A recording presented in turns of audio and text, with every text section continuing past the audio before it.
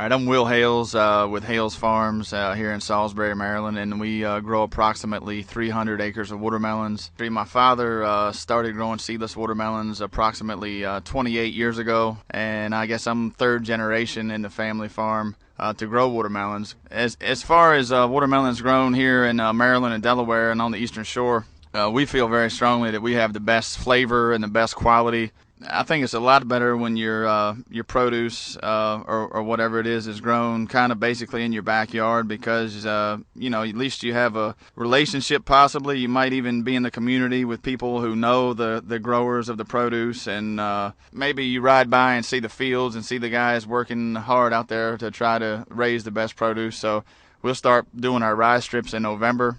In March we'll start tilling the land with a rototiller. We'll lay our plastic. And then shortly after that, after we get all the water hooked up before we plant, we usually try to have the irrigation all ready to roll before we plant our field. And then we'll plant the field most of the time around the tail end of April. And then after that, basically every week we'll plant a field, and we try to keep our crop spread out. And we'll usually plant almost every week up until the first part of July. Typically, we'll have anywhere on any given day from 40 to 60 guys working for us, harvesting and packing the melons.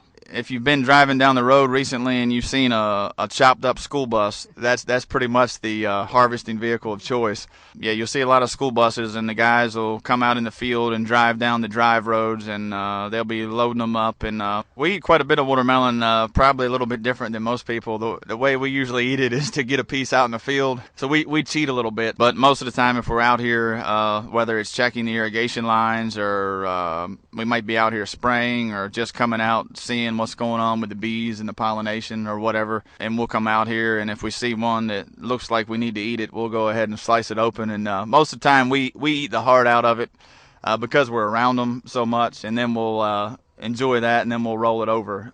I guess the most gratifying thing about growing watermelons probably to me would be when you see small children enjoying a watermelon with their family, whether it be a picnic or any type of outdoor activity.